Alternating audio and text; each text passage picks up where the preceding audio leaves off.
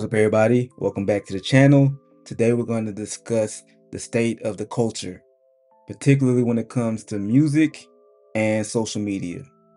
All right, let's get into it. For the first time in 35 years, not a single rap song is in the top 40 of the Billboard Hot 100. That's not just a stat, that's a cultural shift. Rap used to dominate because it was fun. From West Coast anthems to early 2000s party hits, even the hardest records had energy that made people move. But today, the vibe is different. The new generation has normalized not having fun. Everything's pain, dissing, and trauma, and that doesn't live long on the charts. Then there's production. Producers used to book studio time, craft distinct regional sounds. New York, St. Louis, Atlanta, Compton. Every city had a sonic identity. Now, everyone's using the same beat packs on Fruity Loops. No regional pride, no innovation, just clones of whoever went viral last. Rap's become so commercialized that it's not even enjoyable anymore. Everyone's chasing the bag, not the art. And as labels stop handing out multi-million-dollar deals, people are either falling off or finding other ways to get on. This moment isn't just about charts, it's a mirror. Rap's at a crossroad. Either it evolves with substance, joy, or originality again, or it risks losing the very soul that made it global. And what's sad is the same thing is about to happen to Afro beats. UMG, Universal Music Group, just bought Maven Records, I think that's the name, Don Jazzy's label. So watch, in a few years, you're going to see the same kind of degeneracy and involvement that you see in hip-hop. You're going to see that in Afro beats too. Watch. There's been a character assassination that's been going on for men for like decades now. We can look at it in music. TLC, Scrubs, Destiny's Child, Can You Pay My Bills? Like we can go through song for song, genre for genre, where the women, it stopped being Salt and Pepper, what a man, what a man, what a mighty good man, right? It stopped being En Vogue, giving me something. Stop being, see, right? See, makes you feel something, right? It stopped being that, and it stopped being the R&B from dudes begging, baby, I'm begging, baby, I'm begging. It stopped being all of that to a lot more raunchy, a lot more what can you do for me, a lot more transactional. And if you start looking at relationships as transactional, right? It's not, again, it's not healthy, number one, but number two, we become commodities. And commodities get traded. And so what we've basically done is turn relationships into things that can be traded up or down, or we look at this person as, it's not good for my portfolio. And that's wrong. Same thing happened across the board with all types of relationship with music. Even with friendships, you don't see or hear that anymore. Back in the day, you had TLC. What about your friends? Are they gonna let you down? None of that no more. It seems like now, everybody is the ops. You hear a lot of female rap, they don't even talk about having friends. All the women around them are hating ass bitches, and that's all you hear in the music. First of all, we're gonna start this off by saying that I am very happy for Megan, okay? After all she's been through, I'm very happy. She got Clay, she's in her Lover Girl era, she feeling like a goddess. Love that for you. With that being said, that song is garbage. I'm so sorry, that song is garbage and I don't want to argue with anybody about it. Love that she's happy, but that's simply as far as it goes. Like, that's the same song, same flow, same everything, just a different message. She's saying different words this time, but it's the same. That's the same shit. I don't know what we're talking about. Me personally, I am tired of the ass shaking. Like, I'm tired of seeing that. Like, can we bring back real music videos with real creativity? Like, please. First I can hit my number, then he give me some head. Pop that pussy for your man. Pop that pussy for your man. Why you fucking on that? What? That shit pissed me off. It's a no for me. Sorry. You need any proof that Meg Thee Stallion has no diversity in her catalog was, to me, when she went on Saturday Night Live. Like, it was sad, actually. First, she gives this monologue about protecting black women. That's how she starts it off. We need to protect our black women and love our black women. Because at the end of the day, we need our black women. We need to protect our black men and stand up for our black men. Because at the end of the day, we tired of seeing hashtags of our black men. But then she goes to Savage and twerking. It's like, if you're going to use that moment to create a message, then you should put a song out or perform a song that goes with that message, or at least in the same spirit. But she didn't have anything. So it's real sad, and she's real talented, but the content is trash. Am I the only one who noticed that every damn decade there's a new strategy to break the Black community? They just keep changing the method. First it was chains, then it was Jim Crow, then it was redlining, then it was crack, then mass incarceration, and now it's mental manipulation. They don't need whips no more. They got Wi-Fi. You think they stopped trying to destroy us? Nah, they just got smarter about how they do it. They study our pain, our anger, our culture, then flip it into profit. They sell us our own destruction wrapped in freedom. They turned dysfunction into culture. They turned trauma into entertainment. They turned unity into a trend instead of a movement. You ever noticed how when we start rising, something new pops up that divides us again? First it was drugs, then it was prison, and now it's gender wars, online beef, and fake empowerment movements that only push us farther apart. We're arguing over nonsense while the system reloads. They not worried about your hashtags. They're worried about our unity. Because once we wake up, repent, and come back to our true nationality, oh, we gonna take over the world. Facts. They know how powerful we become if we united. That's why they work so hard to keep us apart. They know how powerful we are. They know more than we do. I saw a post on worldstarhiphop.com that said this woman sent $2,000 back as a birthday gift because she knows her worth. Well, the real question is, like, who's behind the message? Did you know that in 2019, Media Lab AI acquired World Star Hip Hop? They've owned it since then. And Media Lab AI is owned by a guy named Michael Hayward. And they also own Kick and Genius and other media platforms. So you got to understand, like, we're at a point right now that before we even believe what we're listening to or looking at on social media, who's behind the messaging? That's why when we talked about the T app earlier, in earlier episodes, it's like, yo, is this used as a propaganda machine? And a lot of people on my comment, because I commented on WorldStar, and I'm like, yo, and they were like, Isaac, like, you're right. I never thought about it like that. Like, cause the name was like goofy. The name was like Kavan. Like, I know my worth, Kavan, and it's real N-words out there that are going to show, that are going to give me the bag.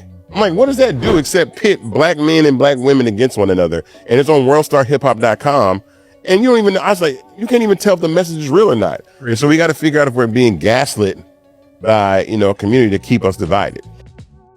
We looked into the other accounts that basically took this salacious commentary and ran with it. Hiding behind names like Black Tea or Urban Gossip, posing as insiders from our community. Mm-hmm. Look at how this group of channels, owned and operated by the same person, amplified Willie Laney's lies.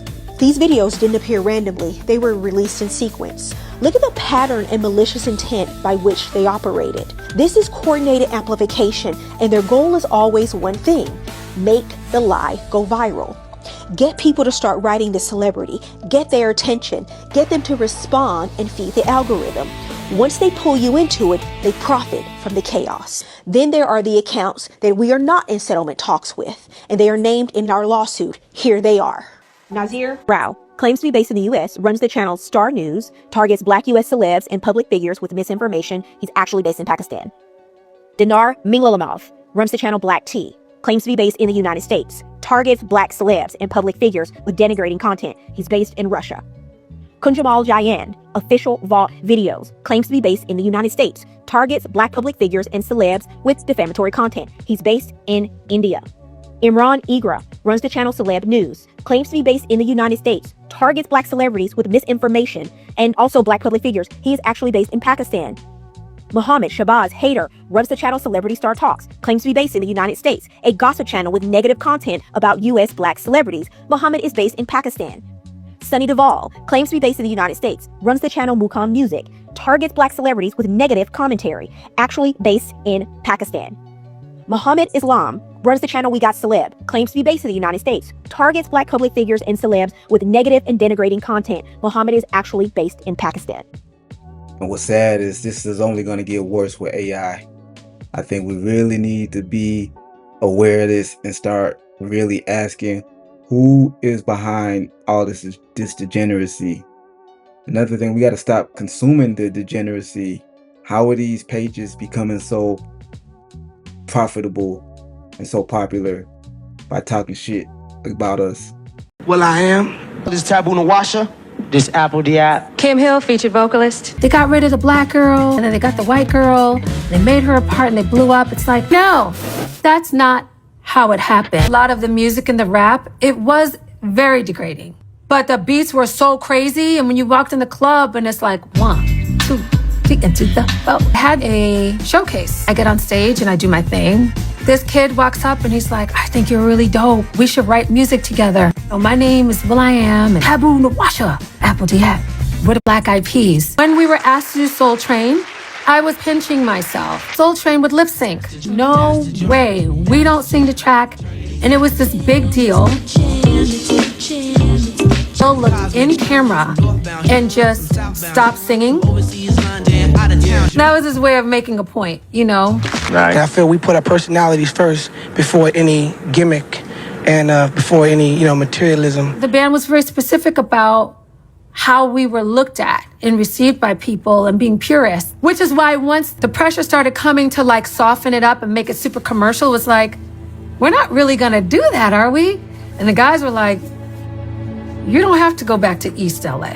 It just started to get clumsy and messy. You want me to grind on will.i.am in a bathing suit. That was being asked of me, never by the guys. That was happening from an executive level. How far out on this plank do you want me to go? Tug of war was about my sexuality and how much of that I was willing to like literally strip down. I never wanted to be objectified while doing my music. I didn't want that burden on my shoulder. So I wrote a letter to management and said, nope. I quit and I had my website and I trademarked my stuff and I was on the road too. Two important things for me about this story is one, the request wasn't coming from the guys in the group, the artists. It was coming from the executives. So that means it's coming from the top. And if they're asking them with this act to do certain things to degrade themselves, then you know they're doing it across the board. And then two, she had to give up her career, or at least give up her involvement with the group for it. And you got to realize how many people left the game because of having integrity and not want to sell their soul. That's why Dave Chappelle left Comedy Central. That's why the comedian Dougie Doug, the one from Cool Runnings, put his picture up. He said that he had to get out because they wanted him to wear a dress. No way. Was it the Jamaican in you? Was it the black man in you? Like, because some people do say yes to the dress. So like, yeah. What were you standing on? I think I was standing on the history. I think there's a history there that is pretty well documented, and the rationale was absurd. See, it didn't make sense. It didn't make sense, and I think just generally speaking, if something doesn't make sense, you need to push back and at least say, okay, well, look, I'm not going to say no, but you explain to me more how this works, and then people will expose themselves. And I just think there was a craven desire to get me in that position, as opposed to there was an actual comic reason or whatever. Who is the best pushcart driver in all of Jamaica? You're looking at him. Then you gotta do it. No!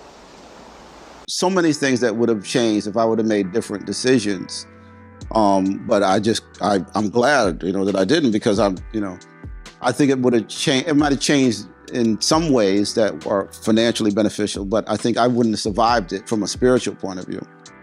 No way. You would have had that out there right now. Right. I'll be loathing myself. Yeah. And also, rearing and how raising would you kids. have explained it to your children? And that to me that's what I'm learning now.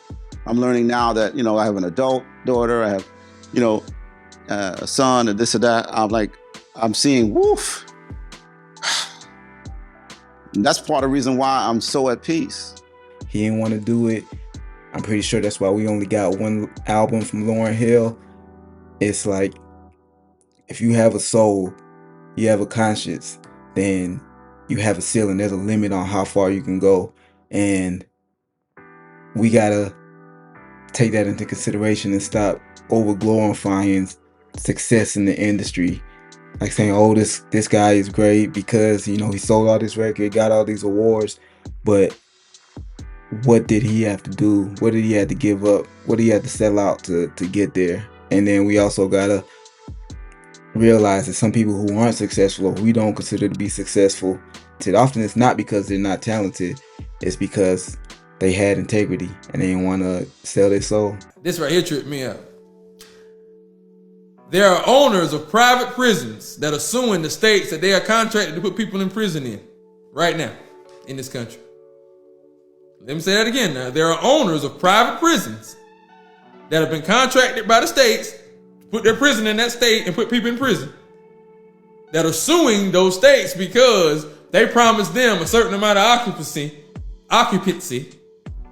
And since they've changed some of their laws to be more lenient on locking people up, which has reduced the population in the prison, and now they suing them for that makeup because they promised them more people than they got. This is how much of a business putting people in jail is.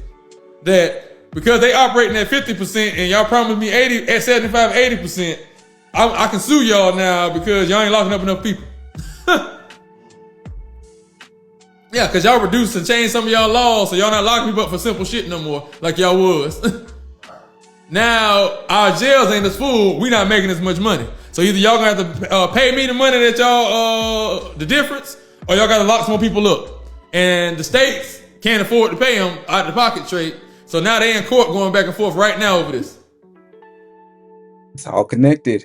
That's why they push the backward stuff in our culture. They trying to get us in this mindset of criminality and having our image be portrayed as criminals. That's why you got the music, all these drug shows, the Snowfalls and the BMF. It's like they want us to be the de facto criminals in this country for profit. Like, yo, this is crazy. This is how much of a commodity and how much of a business it is to lock people up in America. Because, back in the day, where they was getting 100 a day, it's probably more than that now, 200 a day or whatever for each prisoner. But yeah, you promised me when I set this prison up, I was going to be at 80%, 75, 80% occupancy. Now I've been operating at 50%. I'm losing money.